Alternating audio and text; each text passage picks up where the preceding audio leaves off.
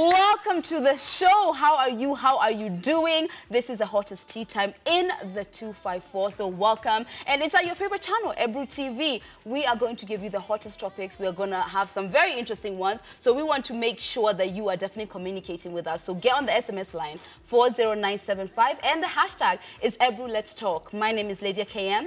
My name is Dana DeGrazia. Welcome to Wednesday. And my name is Naomi Wimboy. Yes. This is my favorite time of the week because I guess unlike some people how they feel about their job, when I'm going through the worst of the worst, the times when I actually feel the best is when I'm just right here having tea with you guys, conversating, arguing. It's my favorite time, so I'm so glad to be here. It's going to be like, already I feel like it's heated because you guys, there's a lot that goes on before the camera starts rolling. Even 2 seconds ago, Naomi had to be like, you guys save it for the table, please. Yeah. So, like Lydia said, we have some heated topics and we want to hear what you have to say. But it's time to get to those heated topics. It's time for Hot Talk. Come and take a seat, girl. This is what you need. Let's talk. Let's talk. Let's talk. One of the things which we were going back and forth about before the show is how can we define a crush?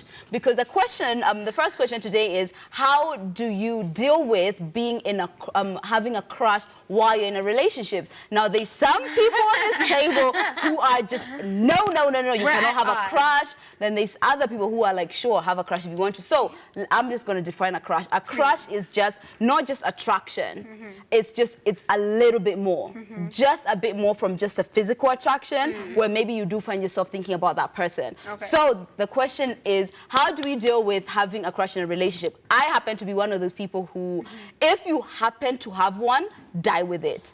But you shouldn't even be thinking like that. Take it to your grave. Yeah, you shouldn't be thinking like that. So Naomi disagreed, so go. No, I didn't disagree. She agreed. I'm a dissenter. I agreed. Like, I don't believe that you should be having crushes while in a relationship. But I mean, if you do, it happens. Like, sometimes you find somebody attractive, and me, like, I'm the type to be like, yo, babe, I got a crush on so-and-so. Really? Yes, I will. I will. What? I partially agree with Lydia. I'll take it to my grave. Yeah. But, like, there's definitely times where I'll find people attractive. I think the difference that you pointed out is, like, they're beautiful It's not just people. attraction. Like, they're beautiful people in this world. I find people pretty and beautiful and handsome. Yeah. But it's like, if I do catch myself thinking of them, then you do have to, like, drop back. The problem is when it's someone that you see, like, often. All the time. I feel like, how do I word this so I don't get myself in trouble? Oftentimes, crushes can form at the gym, for example. Oh my Because there you are, around a bunch of attractive people, and you're like working. I feel like that's even, like, I know plenty of people who that's where their relationship even started. Yeah. You know? So I just feel like you're going to find people attractive. It's human. Yeah. But as far as a crush goes, keep it to yourself. Don't tell anyone. Not even your best friend. For real. I mean, I'm not going to act on it. Yeah. I wouldn't act on it. But of course, like, I'm going to say it, and hey. Just gotta let it. Different also, like, people you see on the daily versus, like celebrity crushes. Yeah. Celebrity crushes don't count. They don't count at all, right? No. Cool. We're on the same page. Yeah. Unless obviously you become a celebrity, then they obviously Then they count, They 'cause do they're count normal now. people. Yeah, now they're normal people. I tend to be one of those people who is like, I'm obsessed with the person who I'm with. As in, I can't even imagine that I'm thinking about someone else in that nature at all. Like, I'm not going to date you unless I do, the power of being obsessed with you is not that strong that I'm not even going to, I'm never going to have a crush. Like, I can't crush on somebody else when I'm in a relationship. I like don't. I can't even fathom that. Obsessed with someone else. I'm obsessed with you that I can't even imagine. That's some beautiful mythical loyalty. No, it's true. I'm telling you. Fairy tale. Let me tell you. There's one time, not that I can't find other people attractive. I've got eyes, but just like that deeper, like you're thinking about somebody else. Yeah. You know. Yeah. When I was in my previous relationship, when I got out, I was like, oh my God. I don't think there's going to be anyone who's more attractive than him because I was just so obsessed with him. Yeah. And after every relationship, I found myself being like, oh my God, what now? Yeah. But really, it's because, I'm just you know, I'm wrapped around this other person. Okay, apparently this is just like me just being silly, but let us know. The SMS line is 40975 and the hashtag is Ebru Let's Talk. Now, who wants to give an example of when they did ever have a crush? Okay, let me say one thing though. Yeah. I feel like this is what I do. A little fun fact. When I feel like I do have a crush on someone, I try and find something that's wrong with them and focus on it. Yes, Like so there's true. this guy who, like even before Jasper and I were together, who I thought was like amazing and cute and fabulous and like sexiest man on earth, blah blah blah. And then when he would like say something and we'd have a difference in opinion, I'd focus on that and I'd be like, it's never gonna work. Like I can't stand him. Our politics are different, and so I would have to focus on what I hated him. That's a good one. I'd have to That's a really good one. Thankfully, it worked.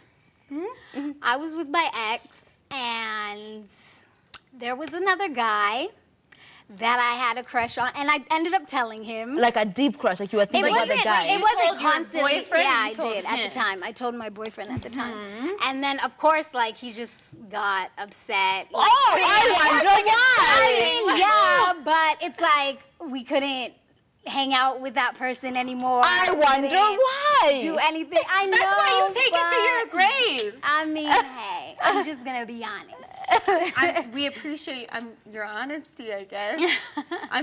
Yeah, that's probably what I would do too. If he was easily accessible, I'd be like, well, then I guess you can't access him anymore. Yeah. But that's so strange to me. But speaking of like the strange things that occur, because we're talking about the crushes and the people we like find attractive.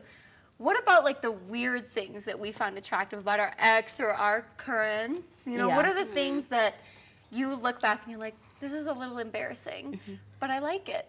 Imagine, funny enough, remember I told you guys about the stupid, oh sorry, he's not stupid, he just had a stupid walk. The guy who I went on a date with and he had a really bad walk. Yeah. So then like that ended it. Like Naomi, no, don't you dare judge me. No, his walk was so bad. No, first of all, he was super tall. Like, so he took over the whole. Can we have a demo? Can we have a demo? I did a demo before, but I'll do it again. Have it again. Fine. Please. So first of all, imagine this like a super tall, dark guy, right? So he's getting all the attention. very handsome. And then he walks like this. Oh my God. Does anyone have a suit jacket? Come on, you guys. Can we have a suit jacket for Lydia so she can like, I couldn't do it. So for me, Oh my there's gosh. something about a walk. Really? If you've got a sexy walk, when you walk in, I'm like, damn. Yeah, I have a thing for walks, so that's my thing. that's I have a thing for, I think, voices. I like deep voices. Yeah. Yeah, I like being serenaded with your voice. Yeah. Like, I just get lost. Really? You know? Yes. I It's so don't sexy. have that, but I know everyone else does. Please, so I'm not judging.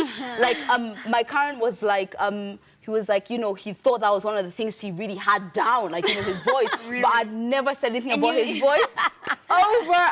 It doesn't do anything. So before I say mine, I want to read the list off that what we had. Yeah. So this first one, I feel like it was chosen the wrong word because it uses the word weakness, but I think it means more of like, not just vulnerability, but when a guy is able to ask for help. So for example, says like, I like it when my girl calls me to help her solve riddles, lifts up or provide answer to things that confuses her. And I feel like that Asking for goes advice? both ways. In the sense of like everyone kind of likes their ego being stroked. Yeah. Right. So Oh, when your God. man approaches you, it's like, okay, like maybe it's more of like a team thing. It's like, okay, he's coming to me because he feels like we're a team. Yeah. The next thing is applying makeup. So for as much as men complain about applying makeup, I will admit I have had men in my life who find it very interesting. Me too. Like, Wait, I don't me too. necessarily find it super attractive when they find it interesting. Oh, but men, right. but like there are plenty of men who like I know are interested in highlighter and they're interested in eyeshadow and interested in eyeliner. And I don't feel super strongly about it, but some women are super into it, guys. Yeah, I feel like Like, that's leave the makeup, like just go over there. I mean, leave the makeup. my ex over there. used to just like to watch me put it on. I'm here for that. Like- Because he's watching you, girl. It's about Yeah, you. yeah, But exactly. this interest, like, Oh, oh, yeah, tell me yeah. what highlighter that is. Yeah, no, Today no, it's no. that, tomorrow is pop mine too. I know. Yeah, next one. So these other things are more applicable from like men to women. Right. So one is stubbornness. Do you guys find stubborn men attractive? No, I don't find I stubborn feel like men attractive. hard-headedness is already expected for a man. I don't find it So when you're attractive. when you're super stubborn to me, I'm like, this is not going to work. Nothing. Because I'm stubborn already. Exactly. I'm We stubborn both can't already, be this so. way. We're Yeah. just gonna butt heads. So one, this is definitely something that I think men find attractive in women, which is stretch marks. I feel like women have zero strong feelings about stretch marks. I don't care if you have stretch marks. I could care it's less, whatever. right? Yeah. Wearing glasses could go both ways. No. Really, you're not a glasses person? A I glasses wear girl? glasses. Like, yeah, you just never see them because you just I've never never- will. I wear them loud and proud. No, for I wear me, them at it's night. because it's only when I read, or when like I use the computer for too long, then I'll do it. But I mean, when I come you out wear walks contacts? in, no, well, because I'm not reading all the time. Like, So you just don't wear you do realize it's bad for your eyes, right? I'm not read. First of all, let me just disprove that. Let me disprove that right now. You're straining your eyes. Nope. I got my subscription when I was 16, and then because of wearing them so much, every 6 months I needed to go and get a stronger one. Yeah. So I was like, let me see what it's like when I only use them when I feel strained. Voila, I've never needed another subscription. Yeah. So if I feel strained, I'll wear them. Anyway, the point is, glasses, neither here nor there. When was the last time you got your prescription checked? I was like 18. So you have no idea if you need more glasses. I do. Why? I don't feel, my eyes don't feel blurred. You never know. And I'm saving You a never coin. know until you Nobody goes to the opticians and they come out without needing to spend more money. So there you go. Anyway, we are talking about what we find what are what weird men things? what things in a man we find attractive. For me, glasses is like Is a whatever. no. And also someone who wears glasses said like that's just like it's like saying like you find someone attractive when they're in a wheelchair. Like that's a disability. It is a disability. it. That's what someone Show said. that Lydia on live TV Stop just called it. me disabled. No, Right. it is like you need help to see. No. You do. I mean, I wear glasses at Can night. KOT Yeah. please So, come for her? like when I take my contacts out. And me personally, I don't know. I just don't like wearing them around guys. Really? don't No, like. girl, I I don't think feel I like look good I in feel them. like it works to my Yes. advantage. Yes, I feel like they would be like Yeah. a vibe. Really? It works. Yes. You know what the great thing about glasses is it's like makeup, right? When I meet a guy and like he sees me in glasses, blah blah blah, and the moment I take them off, he's like, "Damn, you got pretty eyes," you know. So it works for me, and then people are like, "Oh, you look like You're smart, a attractive." secretary. Yeah, you don't look like a librarian. It's like so it works for you when someone like knows you as the person who wears glasses. Yeah. But back to men, okay? I feel like the one thing that comes to mind immediately is smell, which I know is strange. Oh, yeah. The reason it's strange for me is Yeah. because the ex that I dated for like 7 years, I know it's really bad, but he was a smoker. And so I made sure that he always Oh, like chewed God. gum and his breath was good, but his clothes would still smell Yeah. like smoke. And so it's like from then on, it's like the smell of smoke was just like a thing for me. Yeah. And so it's just like cologne, yeah, that's great. You know, you wear cologne to smell good anyways, but it's like if it's cologne and cigarettes, it's like for me. I Like, won't it's a thing. disagree with that. Really? I won't. You're the same. No, I will not disagree with that. There's something about like It's smoke. like it's rugged. and Really? It's rugged. Yeah, it is. Before we get too hot with this one, what do you guys think? Yes. The hashtag is Ebru, let's talk, and our SMS line is 40975. Now, for me, the smell thing also came from like dating someone who was smoking. So then from there, even if you pass me, like the smoke smells good. Another one is a mixture of like, you're clean, yeah? Yeah. And then the kind of the fabric softener, Yeah. and then your cologne. Yeah. Like the layers of smelling good matters. Yes, Absolutely. all day. I love a guy that smells good, and I mean my ex used to smell good too. Like I talk about him too much. But speaking of exes, would you invite your ex to your wedding? No. I know. That's what I said. I feel like the question there is, are you friends with any of your exes? Yeah. Because So are I'm you? friends with some of my exes. Really? There's certain exes No. that I would invite just so I could like drown them in a punch bowl, and then there's some exes who I'm like, who I don't really care because we're friends. Like, I just feel like, especially because if I, again, like I said, if I have no like emotional attachment to you, nothing is there anymore, and we're friends, it's like I have no issue with it.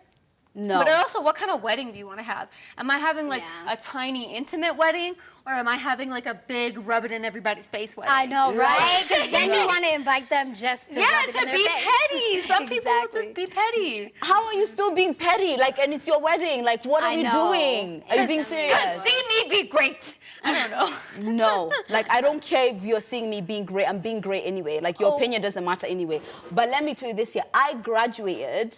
Well, not graduated. I just moved from that ideology. Like before, I used to be like, you know, first of all, like the first person who I was with, it was a really long relationship, so close, my family, everything. Like it took my sister longer to move on from him than from me. So I always kept him around, and you know, I kind of had this idea that, you know, when somebody comes in my life, then they need to understand that this dynamics which we had, but that's always prioritizing the old with over the new. And then when I started thinking, okay, what life do I want to build with someone? I need to make that space as clear and open as possible for somebody to roam in my life and feel like, you know what, this is all theirs. If my other person, because I mean, Ayuma here said that her current is like friends with all the exes, depending on like how you guys agree on like how exes are going to be handled, you find a space there. But for me, when I'm getting to a new relationship, exes are no, and I don't think I'm gonna invite any of my exes to my wedding. I don't wanna invite to yours. I wish you nothing but the best, but that's a no for me. Yeah, I definitely have to say no on that one because an ex is an ex for a reason. An ex is an ex. And they need to stay in the past. They shouldn't be brought into your new relationships. Like, no. I feel like for me though, I mean, one of my famous stories again. So an ex kind of like, you know how everyone has the ex, right? So the ex of Jasper's ended up sort of getting hired a little bit after me for our friend's catering company for like, you know, marketing and PR and sort of stuff. And so the friends of mine that I work with, my coworkers, like very graciously asked me, like, do you care that she's been hired? Do you care if she's in the group and kind of things? And I'm like, I genuinely do not care enough about like her existence to really have it affect me. I could see, if I'm playing my own devil's advocate, that like a wedding is so intimate enough that I wouldn't necessarily want them there. But again, it's like my feelings for your ex or my ex are not going to be strong enough to infringe on anything in particular of mine. It just, like, she's on her hustle, I'm on my hustle.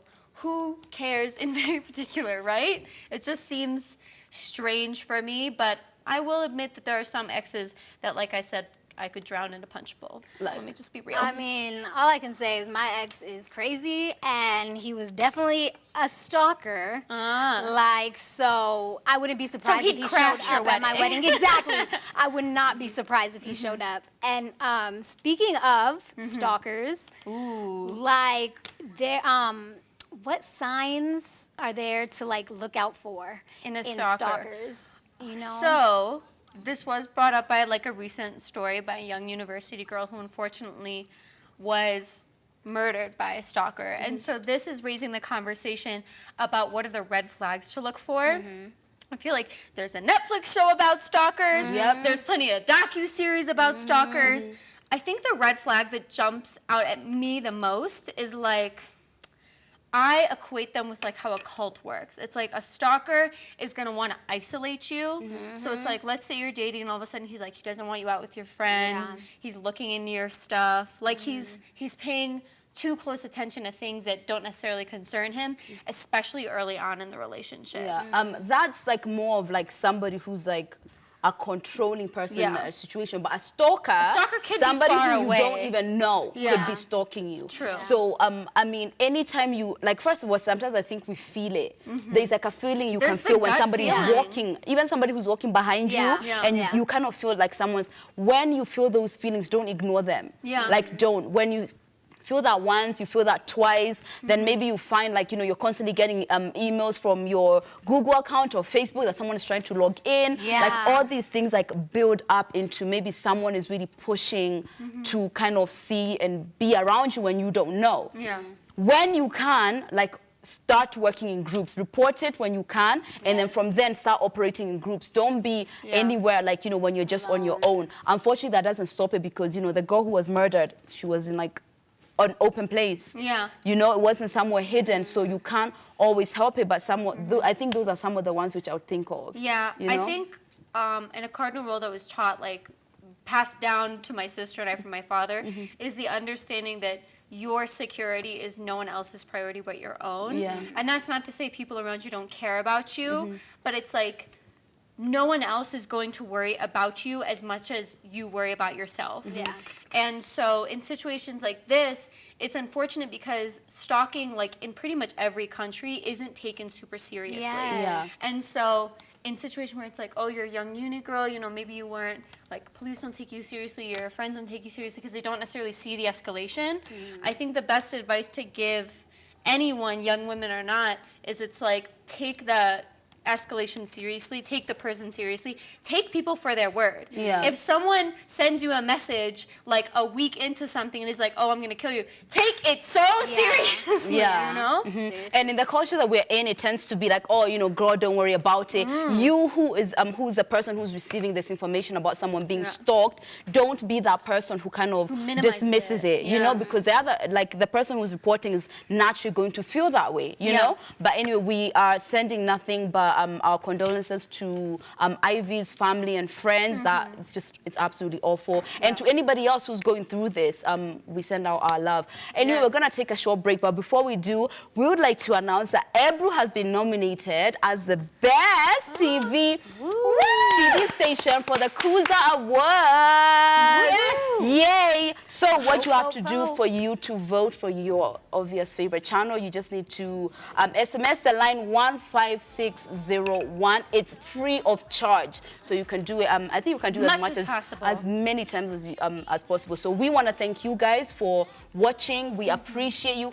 As I always say, we would just be 3 girls talking to each other if it was not for your viewership. So we appreciate you. We're gonna take a short break. When we come back, we have a super kind of woman for our guest today. See you soon. Let's talk.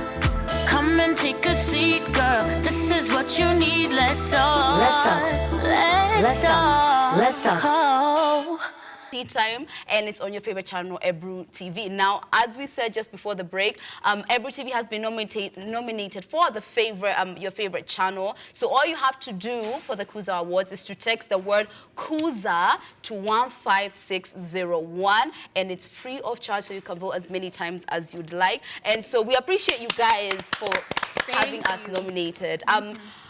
Now, we like to bring women and men from all walks of life, and women who have special stories that can inspire someone, that can, you know, even can make a change, sorry, to somebody else's life. So I'm going to introduce a very beautiful lady who looks gorgeous, by the way, beautiful dress.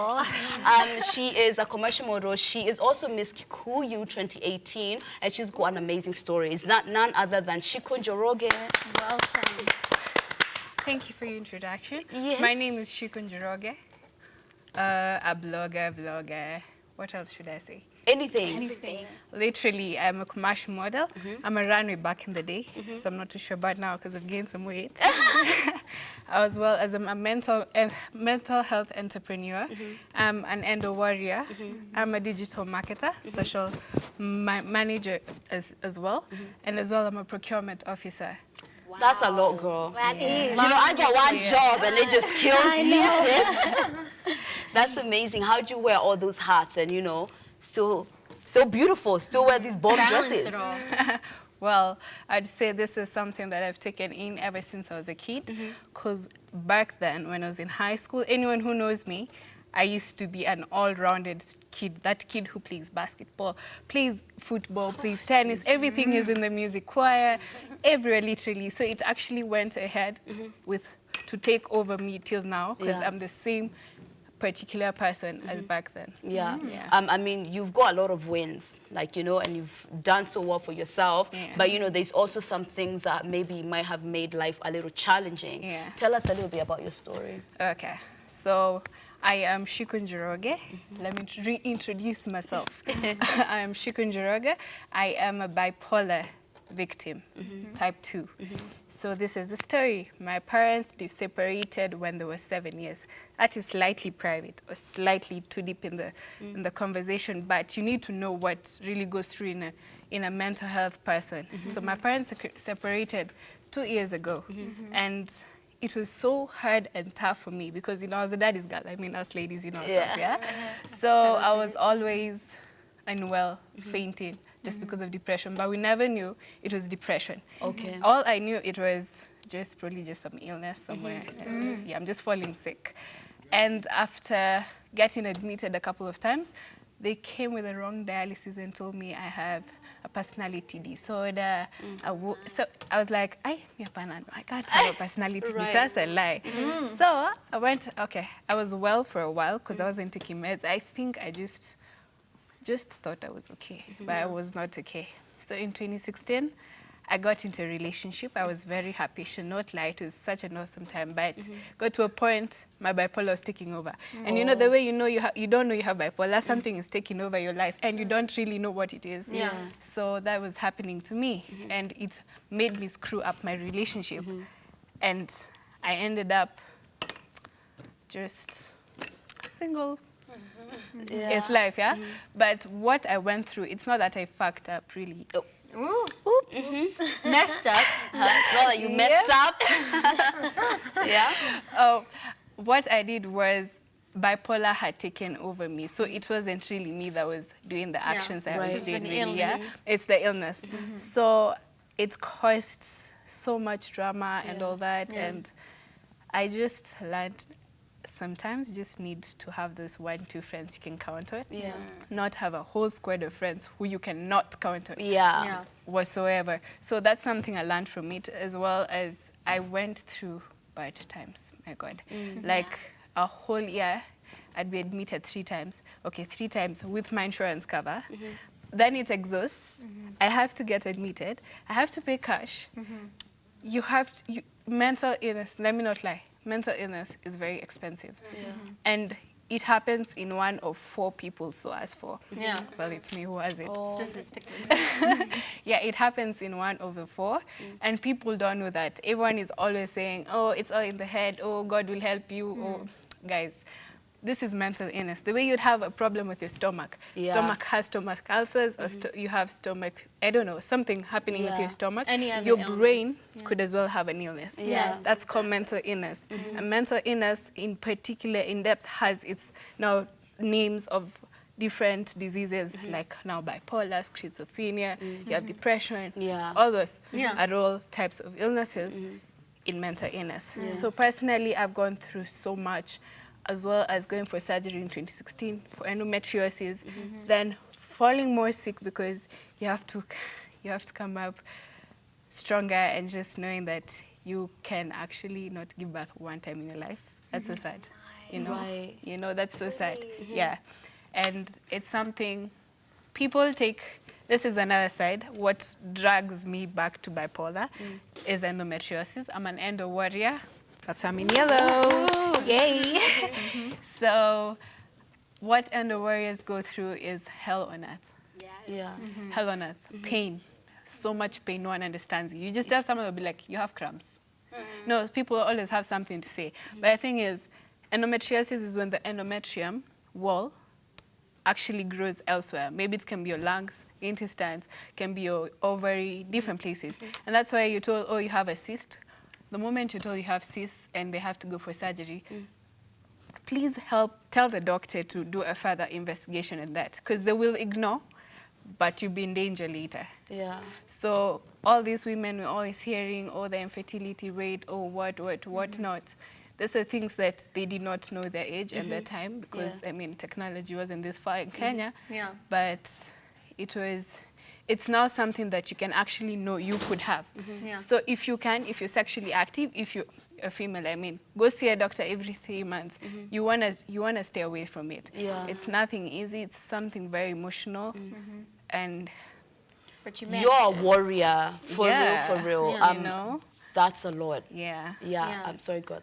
I'm just sat here just taking it back. Not only are you like handling mental illness and you're handling endometriosis, but you're also doing it with, I believe, a crown on your head. So and you're the current reigning Miss Kikuyu, yeah?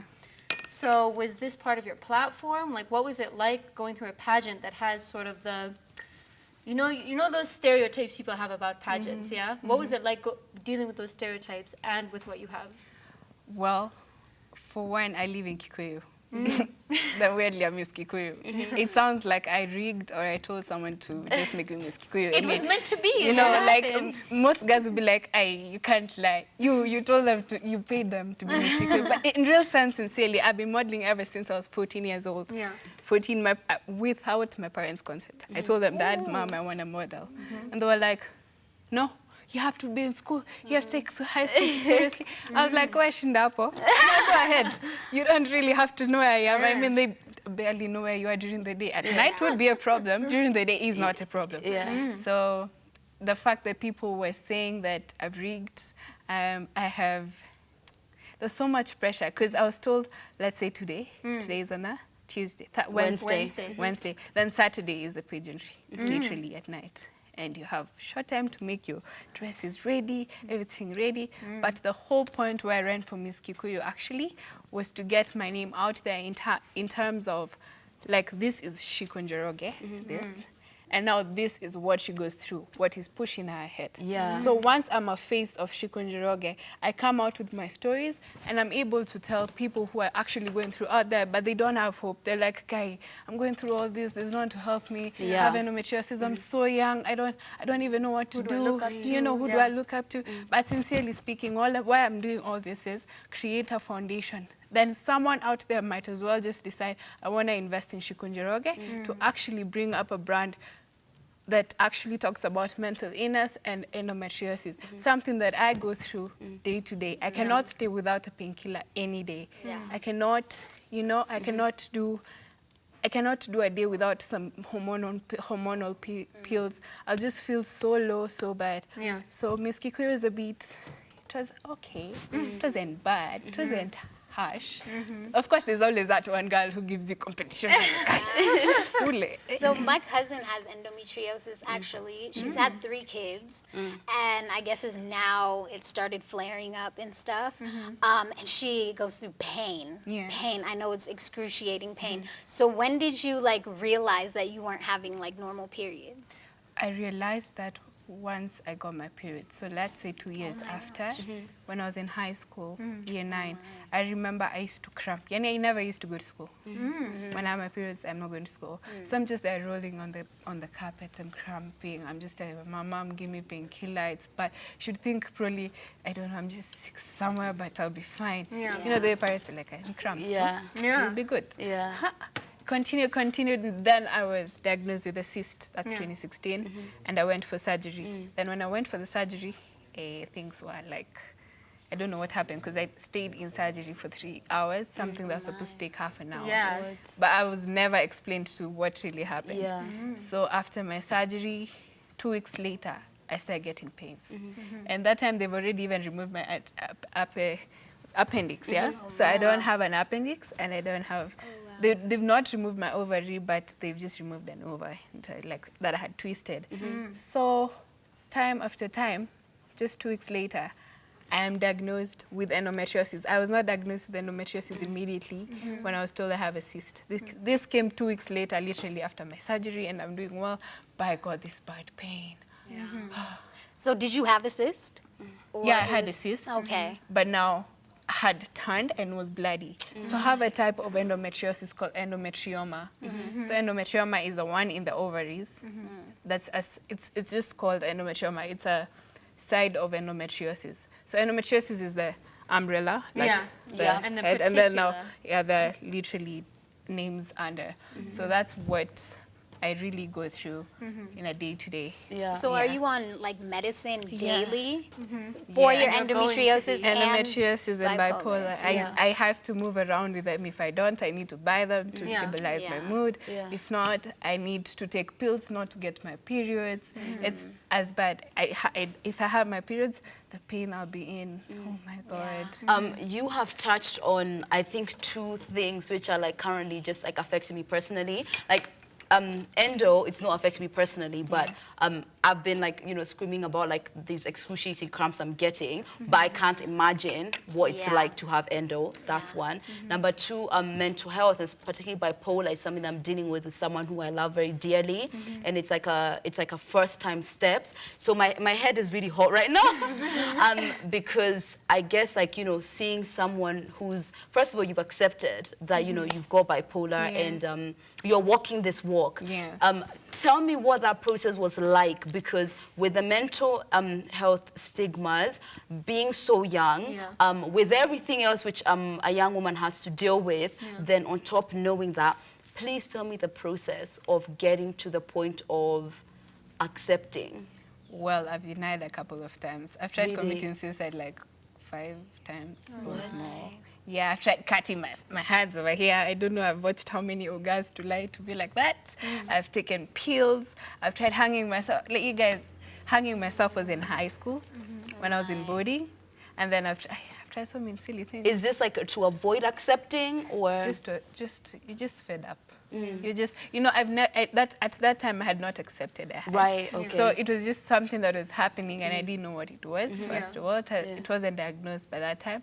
So I was just wondering, what's the problem? But, you know, you don't actually ask yourself that question. You just do it. You just want to be away. You want peace. You want to sleep, an endless sleep that you'll just never wake up. No one will ever disturb you. You just fine. You're in your own world. You don't care. There's no one who's going to ask you anything. Then when you start, and that time you don't question yourself anything. You don't even remember your mom, not even your dad, not even if you have a kid, you can't even remember of them. You'll be like, you know what? Because something else is taking over. I'm fed up. And we just want to take I think that's, from what I've experienced with people in my life, as far as mental illness, that's like a running theme of being fed up, especially the idea. And I want to ask you how you view it, because most people that I speak to who have mental illness hate the fact that they will have to take medicine for the rest of their life. Like, especially I always say this off camera, like the context in Africa is most people don't have to take pills forever. You know, there are very few people who have prescriptions. So what is it like in this context for you to have that understanding? And do you think that it is common among other people? Okay. So my comment to that would be, myself, I'd stopped taking my medicine since October. And I was doing great till Sunday. Till this till the Sunday. And I was actually about to just type and tell my friend, I don't think I'm going to do this. Just tell the manager, tell the producer I won't be able to go. I'd actually given up that time. I was really going through so much, just too much. I don't even know what too much is, because the thing is, since October till now, I had not taken drugs. So the thing is, and I have not yet learned to use my subconscious mind yet. So things were just building up, building up. Kumbe, I was supposed to just burst and just start crying and feeling suicidal and everything. So immediately I called a friend and I cooled out somewhere. So the thing is, it's really hard. You'd want to kill yourself. You'd want to do this. You'd want to do that. And no one understands. No one understands. Even that psychiatrist who's giving you drugs. He's not going to understand that, because it's not you. They can't truly empathize. But what I tell a bipolar patient or someone with mental illness, please use your subconscious mind. It's always right.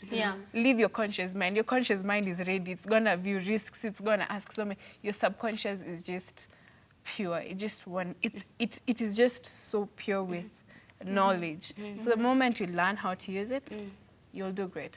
Perfect. Because that's what I was doing till I broke down. Then everything just came out. Well, I think that a lot of people that I've seen in my life have the same exact reaction as you. They feel better, they feel like they're doing better, and they feel like they can control the choices they make. And I think that a running theme everywhere is the idea that it's like, they feel like, oh, I must be better, I must be cured, I must be fine. And it's like the acceptance of, like, your brain is sick is something that doesn't feel close, you know? Do you feel like in Kenya we're kind of close to accepting mental illness, or do you think there's a lot of work to be done? there's a lot of work to be done. Yeah. Hence me starting this You're going to be at movement. the forefront, Yeah, yeah? there's a lot of work, man. There's a lot, because our parents are still the same parents who just brought us up with the same ideology in the head that it's all in the head. You pray, God will help you. You know, but real, we're in the third world. It's okay. It's okay for us to be like this, but it's not okay for people not to understand. People need to start understanding the children. People are suffering. You know, you'd have your child in the house. And they just go, once they get to the house, straight to the bedroom. They don't talk to anyone. Hi, good day, okay, bye. Goes to the room. You don't want to know what that child is doing. You don't want to compliment them. You don't want to acknowledge them when they do anything. You don't want to hype them. Okay, sincerely, what are you doing? That child has mental illness. You cannot tell me trust, because who's going to compliment them? If your parents, it's not mom you know, mom and dad need to compliment you. And that brings me to, I'm not going to blame anything to my parents. They took the decision. That was their decision. We are not affected whatsoever. They talk to us. They are there for us. And everything runs the Love same. is still And love is still there. I still love my parents, still did, despite what happened. It was tough, but I accepted. Through the times, I just accepted. I was like, it's their life. Question, okay, I mean, you knowing this personally, being able to talk really well from like someone who's accepted it. First of all, I'm just so glad that you're in that space where you can talk to other people, because not even me being someone who's suffering from it, but just being like a family member of someone, I feel like this is so important for people to hear this more often on TV at this time, you know? What would you advise the carers or the close family, friends and family of people who have got bipolar or endo? How would you advise them? Like, what would you like to do? How would you have liked for it to be for you? For me, I would have, if it was for me, I would have loved when someone is there for me, compliments me, stands by me, fights for me. But at a point, I never got that. So it was a bit hard and tough for me. And that's what goes out there to other people. The same things. Yani, it is as small as just, maybe they've made a point of buying you something, you just don't tell them thank you. Yani, they just catch feelings. It's just not you. You just catch feelings because it's not you really. So you need to, you need to be patient with this person. You need to really stand with them. Really, you gotta be strong for this. And then you need to be a sweetheart to this person. Be their best friend. Talk to them as often. Want to know what they're doing. Always make them busy, maybe they're doing some, like make an activity for them, something that they love doing. That would be best. So invite them for activities. Just keep them as busy as you can, you know? And as well, take them to meet people who are going through the same thing. Some people come to accept through that because they hear your story, they're like, hey, I'm not going through anything. I'm okay. And that's where they start accepting, because they'll be like, she's going through, I'm going through the same thing. That's where we can relate. So I think we just need to be patient, need to be there for these people. You need to stand by them. You need to compliment them a lot. And you need really help them raise their confidence. And you don't sympathize with them, by the way. Don't make them feel less of a human. No, it is just an illness should not. It's a pity you don't like. Know, it's a pity. Pity. Still, the people who love pity, but don't sympathize. Don't let something really tell whom you are. It is just an illness. It cannot. Not a definition. It shouldn't define whom you really are. So as myself, I fall sick so many times. I'm in hospital, but every time I come back from hospital, guys, I'm always like I step up. Like literally, it's like God is telling me, you went through that so that you can just step up, and you know, because there's always a comeback every single time, and it's actually even amazing. Weirdly. Let's talk about the other fun side of Shiku. You know, like as we just said, bipolar and endo, they're not like your permanent labels. They're not who you are. They're just part of your journey. So what are the other things that you like doing?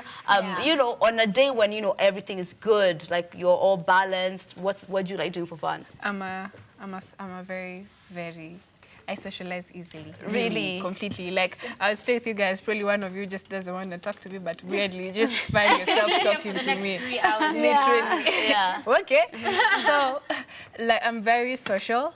So I find it easy talking to people. The way I talk to people easily, the same way I'm trustworthy. People talk to me about their problems, but I just listen to them and give them a helping hand. That's a fun side about me because I find it very fun. Because someone talk to me first, I'd make fun of your situation and then I'd be serious. No, I'm serious. Now let's talk like that. You're easy to talk to. Yeah, very easy to talk to. I'm really outgoing. If I want something, I have to get it. I must get it. And you will actually notice that there's something she's actually up to. Something coming up. Something coming up. That's something else I love doing. I love, what do I love doing? Modeling. It's something in me, literally. I would just sit down or I just walk. I'm in the house. I just want, there's a corridor. No, there's a corridor. All right, let me just walk and feel good. Yeah, it's something else I love doing. And then I love being around people. Just basically people. People are just my friend. Everyone is my friend, but nowadays I get to know who to talk to and about what. Yeah. Well, we're happy that everyone's your friend because we're about to test how much friendly we are with each other because it's time for game time. Come and take a seat, girl. This is what you need. Let's talk. Let's talk. Let's talk. All right, guys. So it's a classic. It's charades. Everyone here knows how to play charades, right? No. Is it charades or? Charades. It's going to be charades.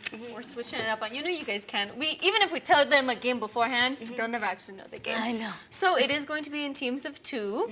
So I feel like we should have that side of the table. We are never on I know, we're never on the same team. That's why I'm like very You better bring your A game because I always win the games.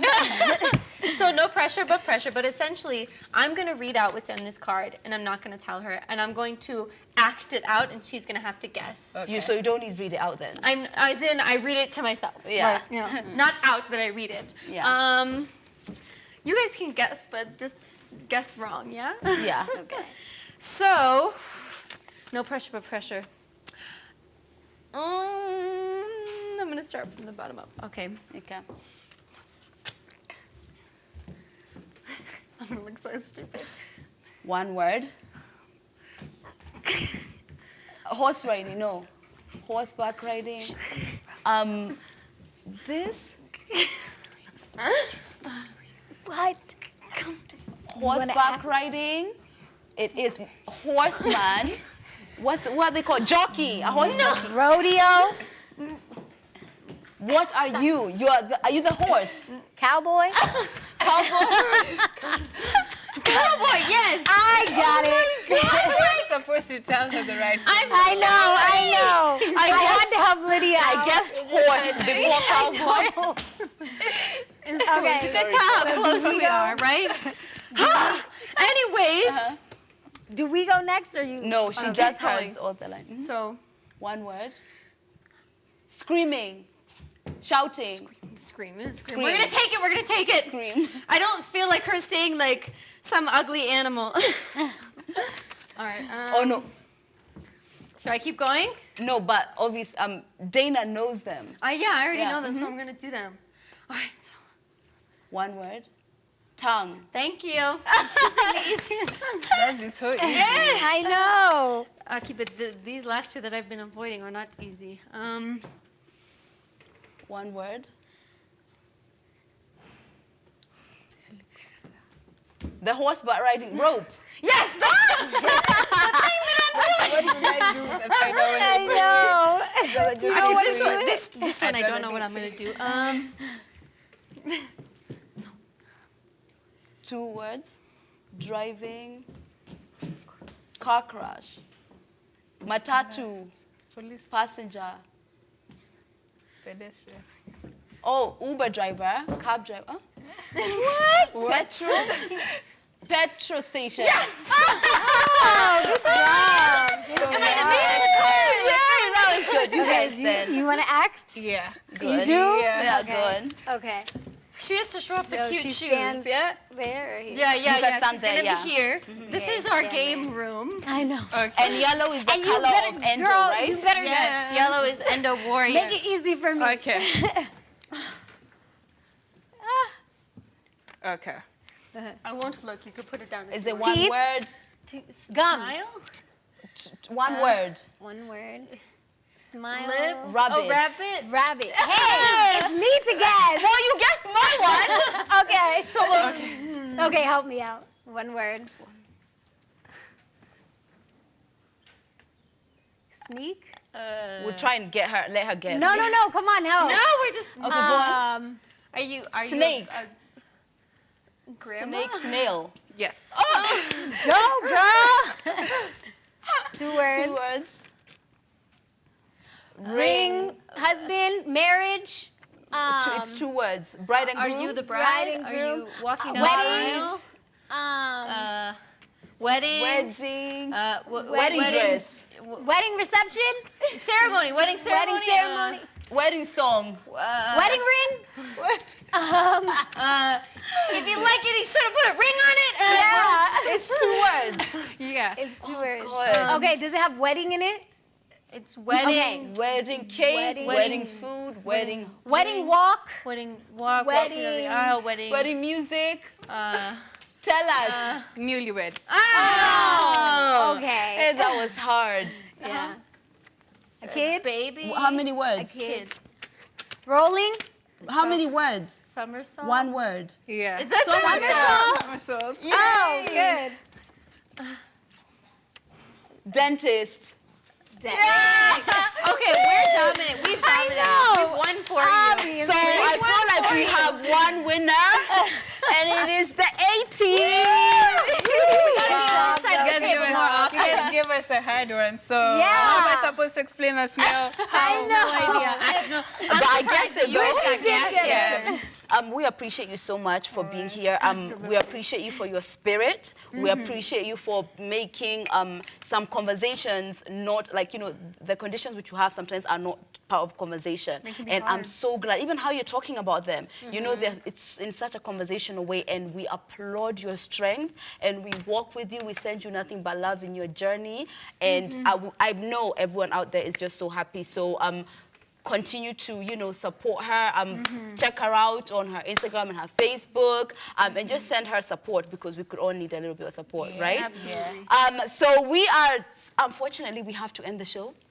We've had a really good time, and we appreciate you. So until tomorrow at 6 p.m., make sure you stay here, and don't forget the Kuza Awards. Text Kuza for 15061. Until tomorrow, my name is Lydia KM. That's at Lydia KM on all social media handles. My name is Dana DeGrazia. That's at Hustle Goddess on Instagram. My name is Naomi Wamboy. That's WAMBOE on Instagram, Facebook, and Twitter. Our guest. My name is Shiku Njoroge, Instagram Shiku with a new _ Njoroge. Yay! Have a good night. Happy Wednesday.